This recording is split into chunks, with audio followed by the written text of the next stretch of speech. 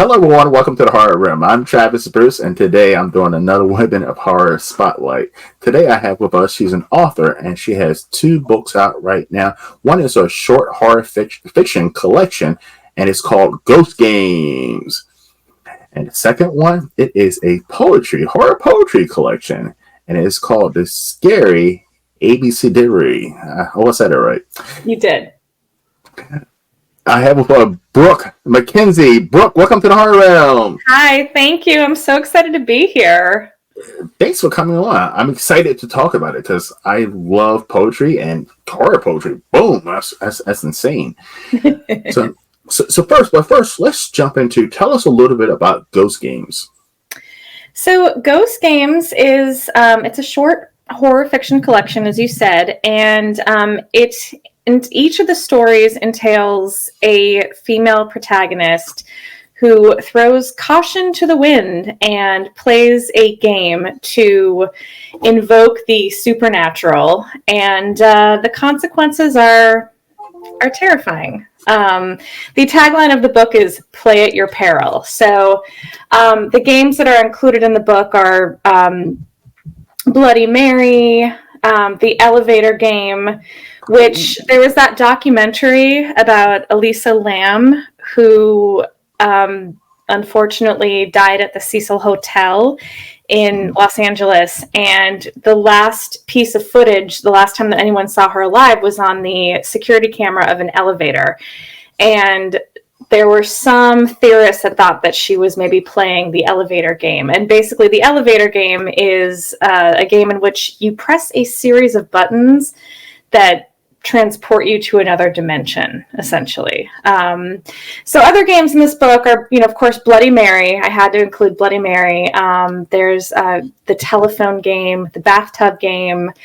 And then at the very end, there is a nonfiction story which outlines my true experience with a Ouija board. I definitely do not recommend playing with a Ouija board ever. So there are 8 stories, and one of them is a true story. And then in the back, there is an appendix that has the instructions for the games. I do not recommend that you play them, but I figured including them would give the stories a little more context. And yes, again, play at your peril. I don't recommend playing the games, but if you feel the need to, the instructions are in the appendix. Now, Brooke, listen, I've been watching horror movies since I was a wee little kid, and Same. And so there's certain things I just don't do. I think horror movies are some of the best teaching tools for kids on what not to do and what, And you talk about Bloody Mary and Ouija boards. Those are things I've never, ever, ever, ever, ever, ever, ever fucked with because I'm afraid of the unknown. I don't know what might happen. Now, you told me that you played with Ouija boards. Have you ever played Bloody Mary or the elevator game growing up? The only other game in this book that I have actually played is Bloody Mary. I did play Bloody Mary as a kid. Nothing happened with Bloody Mary. The Ouija board, on the other hand, is another story. It was a very, very scary experience, which again is in the book. I have also had, I don't know, I've been fascinated by the unknown, but have also had a healthy fear of it. I grew up in a haunted house and grew up watching lots of horror. So yeah, there is sort of a fine line between, respecting the supernatural and also kind of, being curious and wanting to engage with it. So I do sort of operate in the middle right there. But yeah, again, I am not recommending playing any of these games. And there's definitely a disclaimer in that as well, in the book as well, that I bear no responsibility for whatever happens if you do choose to play any of these games. And some of them are better known than others. There's one called the Bathtub Game, which I had never heard of growing up. One of my favorite stories in the collection was also, I think, Kirkus Review's favorite story in the collection when they reviewed the book is called The Hide and Seek Game, and that's hide and seek with a doll. So, and I do feel like some of these games are kind of newer internet, phenomena. They weren't necessarily around when I was growing up. Now, as a horror author, there's so much content out there right now. There's so many authors writing. Yes. This is an original idea. I haven't seen a book about this. What gave you the inspiration to make, a collection of short stories about these games? It was interesting because I was listening to a podcast episode about Elisa Lam and the elevator game, and this idea just popped in my head. I sat down and wrote the elevator game in one sitting. It was actually the first horror story that I ever had published. It was published in 2019 in a magazine called Who Knocks, and it was on the preliminary ballot for a Bram Stoker that year, which was just bananas. Nice. Because previously I had written, I published a lot of essays and articles, a lot of nonfiction, but this was my first ever fiction piece that I ever wrote, first ever piece that I had published. And after I wrote it, I was like, wow, like this, it just kind of came to me. It was just, I'm a very strong believer in listening to the muse, and my muse was very adamant about this collection happening and would often wake me up in the middle of the night and, insistent. So, but it really all started from this podcast about Elisa Lam, the girl that I was talking about earlier. And there's a Netflix documentary series about her, I think called Crime Scene, Death at the Cecil Hotel, something like that. But I mean, you can look it up. But I had this idea of someone playing the elevator game, and it just all exploded from there. Wow. I mean, now as an indie horror author, is it hard to come up with new creative ideas? I mean, because I would think that I would come up with something and someone done already wrote a damn book about it already. Well, and that is a fact. I mean, it's,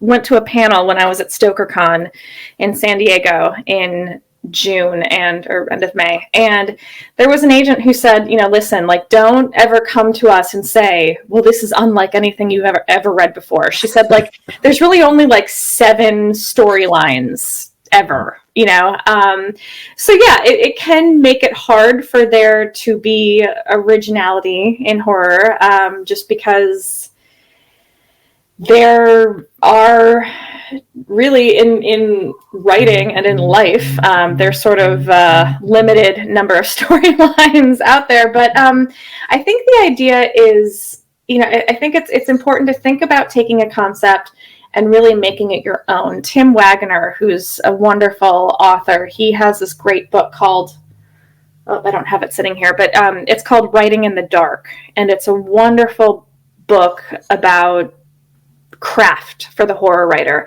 And he talks a lot about taking concepts that have been sort of done to death in horror and really making them your own. And he says that it's like kind of taking a gem and turning it so that the light becomes reflected in a new and unique way. And so oftentimes, sometimes I will start with an idea that's been done before. But then I go a little deeper and I think about, okay, like what interesting perspective can I bring to this idea, or how can I convey it to the reader in a way that is new and unexpected? And that's definitely a question that I always ask myself when I sit down to write, especially short fiction, because I feel like short fiction tends to, there are ideas that kind of tend to be rehashed over and over again. And so it's really all about thinking of this idea and then thinking about how I'm going to take this gem and turn it and make the perspective my own. Love that. And because I thought of a creative idea before this interview. I was like, hey, what if Brooke and I played one of the games in the book? Then I was like, no, that's a bad idea. I'm not doing that. I would totally be down for that. I would absolutely. I think. Which one are we going to do? I mean, which one can we do right now that you think? Oh gosh. Let's see here. I mean, we could maybe do the closet game. So, the closet game is you have to locate a walk-in closet with enough space to enclose yourself and light a match. I could maybe bring the computer into my closet here. And then, okay, let me just read the instructions first. Okay, yes. So okay, so how to play. Locate a walk-in closet with enough space for you to enclose yourself and safely light a match. The light should be off and there should be no external light whatsoever. Face the closet door, shut it, and stand in the darkness for a minimum of 2 minutes. Remain silent. Stay as still as possible. Hold a match in front of you and say, "Show me the light," or "Leave me in darkness." Actually, you know what might be better? What might be better is Bloody Mary. I'm looking at my bathroom right here that has no light in it, and let's do it. I would like to not light my entire closet on fire, which I happen. Okay, so let me just read the instructions of Mary. I'm sure most folks have played Bloody Mary before or know of it. Okay, so you turn off the lights in the bathroom and light a candle. I can light a candle. Nothing's going to light on fire, though. Face the mirror, say Bloody Mary 3 times. If you are playing with more than one player, it is usually most effective to have one volunteer summon her, so I'll do that. If she appears in the mirror, she may try to reach out and scratch your face or even attempt to trap you in the mirror. She has also been known to drive players mad. Some variations, you can also cross your arms over your chest while saying Bloody Mary and say it a dozen or more times. So maybe we'll try that. Okay. And actually, I'm going to go into... Yeah, okay. Let me come in here. I don't have a candle because the bathroom is on the other side of behind me, but I don't have a fucking candle. That's all right. I can just if you don't have a candle, that's okay. I'm gonna follow you. We're gonna follow you, Brooke, because I mean, somebody has to be here, to still cover the interview just in case something happens, right? That's true. Okay, let me just clear off my counter here. I think what I will do is I might set the computer so it's facing the mirror. Oh, yes. Let's see. Yes. I have a little shelf here. Or let me see. Okay. Where's a second? Okay. Let's see. Okay. There. Can you see the mirror? Not really. Bring it up just a little bit. You know what? I'm gonna hold the laptop. Okay. Let me get the candle. Okay. All right. Sorry. I live in Brooklyn. We don't have a ton of counters here. I live in Baltimore, so I totally understand. Okay. So, ladies and gentlemen, we're going to be playing Bloody Mary here on the horror room right now. Hopefully nothing happens bad. Listen, don't try this at home. Do not try any of these games at home. Yes. Play at your peril. Let's see. Yes. Okay. I'm lighting the candle.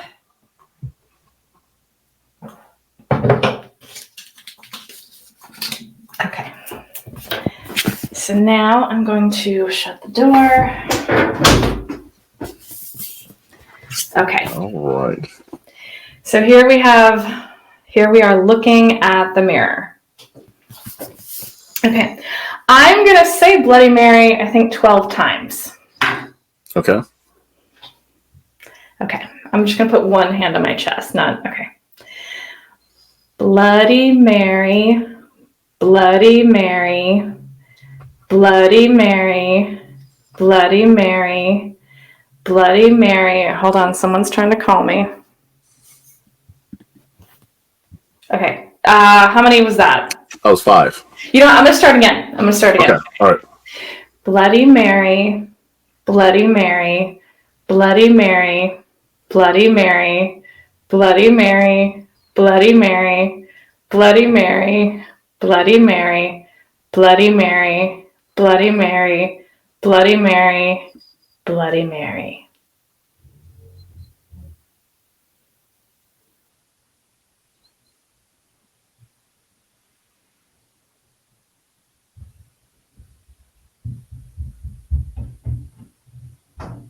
What was that?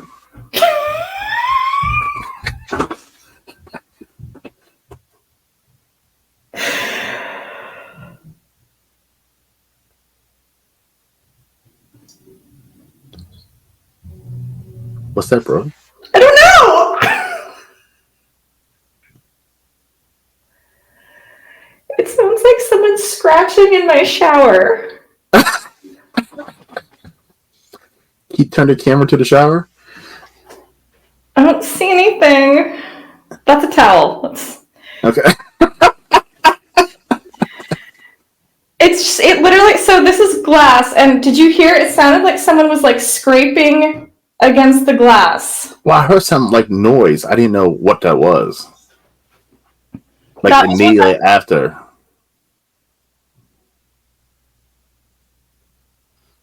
All right, bro, get out of there. Okay. Get out there, bro. Get out of there.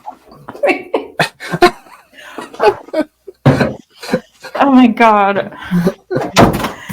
Sean, if you're watching this, we now have a ghost in our bathroom. I'm sorry. No one in that house going into that bathroom behind Brooke, okay? I'm gonna have to burn some sage. But it was like someone was scratching the shower. I heard the scratching and I heard boom, boom, boom, boom, boom. I was like, yes. Okay. Yes. And yeah. And that was not my daughter because she's in a different part of the house. So I don't know what that was. That was creepy. All right. You okay? Yes. Yeah. Okay. Yeah. It's interesting because I like I said, I grew up in a haunted house. I went to I attended Sarah Lawrence College, which. Sorry, it's literally sounded like someone was just coming through the door. No, and it wasn't my daughter. Okay. Anyway, so I attended Sarah Lawrence College, which is it's a very, very haunted college. And I used to see ghosts all the time and have experiences with ghosts. And then finally, during my senior year of college, after a particularly scary experience, I actually just wrote about this on I have a Substack. And so I just wrote about this on my Substack. And after a particularly scary experience, I sort of asked the universe to take that from me, that I didn't want to see or hear ghosts anymore. And, it has more or less obeyed. So, with a few interesting exceptions. And now we'll see. Now there might be an entity living in my bathroom. Yes, it's definitely Bloody Mary is definitely in your bathroom right now. And at your front door too, so yeah. Yeah. No. So you also have a collection of poetry as well, horror poetry. Yes. So tell us a little bit about that. Show us that beautiful cover, by the way. So, Ed Valandria designed both of these covers. He also designed my website. And he also designed my Substack page. So he's incredible. We work very well together. And I basically just, and thankfully that's one of the benefits of working with a small indie publisher is, my publisher is actually based in the UK, and it's really nice to sort of have the freedom to be able to design your own stuff. A lot of publishers won't let you do that. So anyway, this book, The Scary Abecedary, came about because I'm a huge Edward Gorey fan, and he has this book called The Ghashly Crumb Tinies, which is an abecedary. An abecedary basically just means alphabet book. There is a little definition of an ABCdery on the back here. And in Edward Gorey's book, it's like this alphabet of all these kids who died different ways. So it's like, I can't even remember them all right now. It was like, A is for Ada, who drank too much absinthe. And then it just goes on from there. So I sort of, I don't know, I had the concept of writing an ABCdery, an alphabet book, and then also having it illustrated. And I cannot illustrate to save my life. So a friend of mine, her name is Brannigan Reed, she did these drawings. So each of the poems has a drawing that accompanies it. And so, you know, the poetry, like the poems in this book really span a variety of topics. Like, for instance, B is for Black Dahlia. I wrote a poem about the Black Dahlia. I've got another poem in here about insomnia, which can be its own little horrifying. I have a poem in here about, I developed this life-threatening allergy to these things called kissing beetles. It was very obscure, and like they don't exist everywhere. They existed in the house that we were living in. That house was like oddly hostile too. So so that was interesting. One of my favorites is X is for ex-girlfriend. Anyway, so they cover a variety of topics, and then each one has a drawing to accompany it. And it's been really fun. I got a couple of really wonderful authors to blurb it. And right now I am working on another horror poetry collection. And this one's about murderous women. So like there's a poem about like Eileen Wuornos. There's one about Lizzie Borden. There's one that actually is currently out in an anthology about this woman named Nanny Dross, who was nicknamed the Giggling Granny. She's this very sweet, lovely looking grandmotherly type figure. And oh boy. Okay, so it's not an entity, but this is what my daughter did when she was left unattended. So that's pretty terrifying. Anyway, so she was named the Giggling Granny because when she would speak about her crimes, she would start laughing uncontrollably. So I wrote, there's a poem about her. So yeah, so this next collection is pretty fun. Love it. Now, is it easier writing poetry, short poetry, compared to short stories for you? That is an interesting question. I feel like a lot of the same processes occur in both short fiction and short poetry. And it really depends. I wouldn't say one is easier than the other. I think it sort of depends on what kind of subject matter I want to deal with. There have been times when I've started to write a story about something and then said, you know what, this would work a lot better as a poem. And vice versa.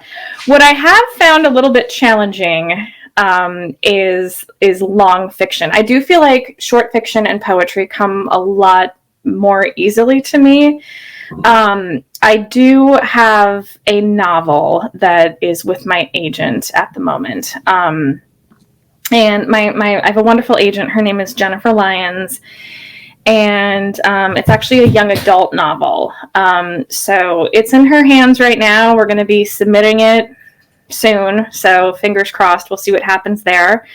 And then we were talking, and this book that I've written, which I really, really struggled with. I mean, I struggled with the long form, and then it initially was not going to be a young adult book. It was going to be an adult book. But she felt that it lent itself better to young adult. And then I do feel like I'm sort of more of a young, like Ghost Games definitely has sort of a young adult, more of a young adult feel to it.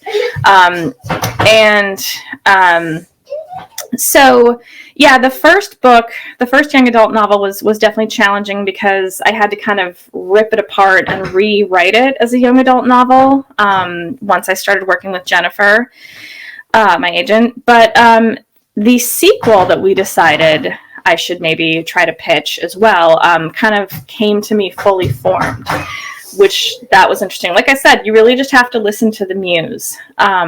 So yeah, I don't know. Like, that's a very long-winded answer to your question. Basically, I don't find either of these easier. I find long-form fiction to be quite challenging. And I can imagine because you have to keep it going. You have to keep it that story. You really have to dive into character development. You have to. Yeah, I can imagine it's tough. And, that novel certainly took a lot of twists and turns that I wasn't even expecting when I sat down to write it. And so I am a big believer in outlining. Like, that's a big part of my process, outlining and sort of having the whole kind of picture in my mind before I sit down to write, and doing a lot of sort of background character work and everything. But sometimes once you're in it, you just don't know where it's going to go. Sometimes it just takes a left turn and then just gotta follow it. Yes. Again, you gotta appease the muse. My muse gets mad at me if I don't listen to her. So, and then she won't talk to me, and then I have really bad writer's block. So. Now, I would say new because you've been in the indie horror author community since 2019. Yeah, definitely. What would you say? It's a two-part question. What do you say one thing that you're excited about for the community in the future, and what's one thing that you say that you're nervous about? So I am really excited to see the rich diversity of voices in the horror community, especially female voices. Folks who identify as female. I'm actually in this anthology. It's called Mother Knows Best. It was edited by Lindy Ryan and published by Black Spot Books. And I'm in here with, some really wonderful female horror writers. Gwendolyn Keist, Rachel Harrison, Christy DeMeester, Lee Murray, a lot of really wonderful authors. And I really feel like there's a lot of really exciting forward momentum with female horror writers. That's why I'm glad you do this Women in Horror Spotlight. And it was really thrilling to me that Tananarive Due's book, The Reformatory, won the Bram Stoker for Best Novel this year. I've been a fan of hers forever. And it was so interesting because I read her book, The Good House, probably 20 years ago. And at the time, I had been reading a lot of horror, but it was a lot of horror by men. Reading a lot of Stephen King. I'd read a lot of R.L. Stine as a younger person. And Tananarive's book just blew me away. It was just so unlike anything I had ever read in the horror genre. And it's what really sort of got me into horror. And it also, after that, I was definitely encouraged and inspired to read more female writers, more female horror writers. And I'm really excited about that. And I feel like there are several authors that identify as trans or gender non-binary who are gaining a lot of success and a lot of traction in the horror world. Authors of color. It's just, I feel like there's a wonderful diversity of voices. It's exciting to see Stephen Graham Jones, for instance, Native American author, having so much success. So that's really what I'm most excited about for the community. And also, folks are just delightful. I mean, you expect horror writers to be so moody or dark or reclusive. Yeah. And, you go to StokerCon and it's everyone's just so lovely, and embracing, and they want new writers to do well. And there's really this sense of a rising tide lifts all ships, that you don't want to be competitive. There's not a sort of sense of competition. It's the idea is that if someone is doing well, and if we can support each other, then the whole community, the community as a whole and the genre as a whole benefits. So, and one thing I want to say too, I tell people ask me, like, who are your best interviews? Like, who do you like enjoy interviewing? And I always say, it's surprising most people. Most people think I'm going to say horror filmmakers and this and that, which I love those guys. But it's always, some of my best interviews are with women horror authors. I don't know why. Like, women horror authors are some of the most awesome people on this planet.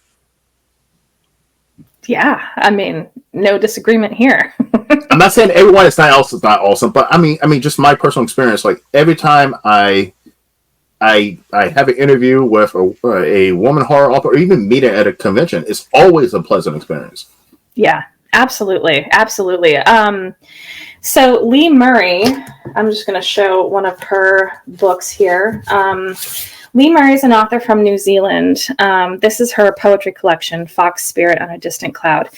And she also blurbed The Scary ABC Diary. And so we've sort of developed a friendship, and she is a very, very busy woman, not only with her own writing, but she's frequently asked to blurb books.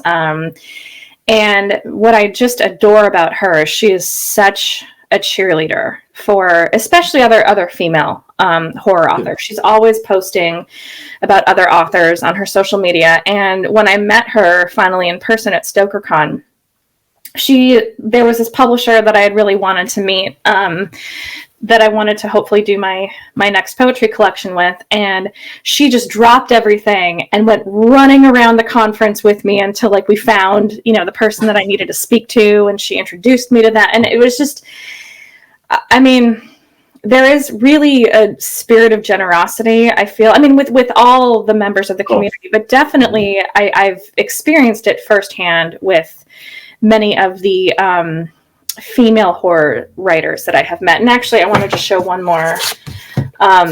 Ananda Lima, whose book Craft Stories I Wrote for the Devil, is out from Tor Books. And it's, she's had a wonderful book tour, and she's just we've sort of just become fast friends. Again, we met at StokerCon. I went to her book launch. We've kept in touch over social media. And it's just I just feel like I've known her forever. And actually, she drew this cute little picture of us dancing in the my book. So just, I don't know. And it's exciting seeing a lot of these women, sort of getting the recognition that they deserve. I mean, it was thrilling for me to see Tananarive win the Bram Stoker this year. Why do you think? I'm gonna go back to the other question I did, but why do you think so many women now are flocking? I mean, not flocking, but are becoming horror authors? I mean, there's been a huge influx in the last couple of years. It's a scary time to be a woman in a lot of ways. It really is. And the world is a bit of a scary place right now. Mm-hmm. And I know for me personally, horror really allows me to process a lot of my fears in a very healthy way. And yeah, I don't know. And I think too, because there's so many other, because so many women are having such success, it's not just Shirley Jackson or Mary Shelley, which, I mean, although, obviously they are amazing and I love them and I'm incredibly grateful to the trail that they blazed. But, you see more and more. I just think, again, it goes back to that concept of a rising tide lifts all ships. I think as more and more women have success, here's another Stoker winner from this year. This book, Lingoon, incredible. If you like ghost stories, this is an incredible book. I just think as more and more women are sort of out there and publishing and having success, I think that inspires others to follow suit for sure. Well, I am 100% glad because I mean, I like to when it comes to reading, just reading filmmaker, any type of entertainment. I like to see diversity, and I like to see other people's experience because I hate when I hear people say, "Oh, well, we're all the same. Why's it gonna be about race or why it gotta be about gender?" Because it is. We all got fucking different backgrounds and experiences. We're not the fucking same. So, No, like, and thank God. and thank God. So, like, I love to see what someone else feels, views what horror is. Absolutely, absolutely, and that's so interesting too because I do feel like there is such a broad range of what is considered horror now as well. I mean, I feel like Mm-hmm. as more and more interesting, diverse voices have joined the genre, I feel like sort of the definitions of what is horror that has expanded tremendously as well. 100%. And then you get all these wonderful subsets. You get things like body horror, which I'm definitely have not been a fan of usually, but then I discovered Eric LaRocca, and it's like, oh, maybe I kind of do like this, and and then you get the quiet horror, the cozy horror, and it's interesting. You get more and more. It's not just like vampires and werewolves and haunted houses. It's like there's just so much more to the genre as well, and I think that's just because there's such a wealth of experiences that folks are bringing. And a lot of interesting like family trauma and stuff that, Yes. and I think, unfortunately, I think that's something that a lot of women are able to relate to and convey effectively. Because it's great to be open to other people's lives and experiences and traumas and horrors and all that. It's good because you're like, that's the only way we're going to understand each other as human beings. It's the only way. I mean, you have to have an open mind to say, okay, well, I never experienced that. So how can I say that's untrue or that's never happened? I don't know. That is something I've never personally experienced. I don't know what it's like to be a woman. So when a woman tells me horrifying stuff, I'm like, I have no choice but to listen to you and like, wow. Yeah. It is interesting. I feel like horror can really, is very conducive to like developing empathy, which, you would not think is the complete opposite, you would think. Yeah. But I mean, I guess if you really think about it, you have to have empathy. You have to be invested in these characters in order to feel fear for them. So that makes sense. And, I just think horror also has a lot to apologize for in terms of its history of racism, ableism in particular, sexism. There is a lot of that. And so again, as you see, or there has been a lot of that. And so then again, as you see more and more diversity coming to the genre, you see that we are evolving past those problematic tropes. I agree. Now, Brooke, where can everyone find you? And your work, by the way. So you can find me. I desperately need to update my website, but you can find me at my website, which is. Do you want me to just say the address? You just say that, but it's going to be in the description as well. Right. Yes. So it's www.bamckenzie.com. I also recently started a Substack, and I'll actually be publishing a new piece today, which we'll also talk about our interview. You can find my Substack through my website. There's a little box where you can subscribe to my Substack. It's called Brooke Mackenzie's Macabre Musings. You can also find me on Facebook as if you look me up, Brooke Mackenzie, and then you can find me on Instagram. My handle is MacBrookePro. Yeah, Brooke Mackenzie. I like that. Pro. There is a K in the Mac. But yes, all of that will be in there. But it'd be great to get some subscribers to my Substack. Again, I have some exciting stuff coming up. I've got, fingers crossed with this young adult novel, which will hopefully become a series of 2 books. We shall see. Like I said, I've got this wonderful agent named Jennifer Lyons. She represents wonderful, insane writers. Like she's got like Nobel Prize winners, National Book Award winners. Maria from Sesame Street is one of her. Oh, nice. And then there's me. So I'm not, it's a little wild that she has taken a massive gamble on me, but we shall see what happens. And yes, you can find both of my books on Amazon. Once again, sorry, I buried them. Ghost Games and The Scary Abecedary. Well, listen, everybody, down in the description, listen, it's all of Brooke's information, how to contact her, how to follow her. Definitely subscribe to her Substack, and that's very important. And also, too, what's very important, grab a copy of her books. Yes, please do. When you publish with small independent presses, sales do matter, obviously, Yes. as do reviews. If you like the books, please leave a review. They're incredibly helpful for indie authors and indie books.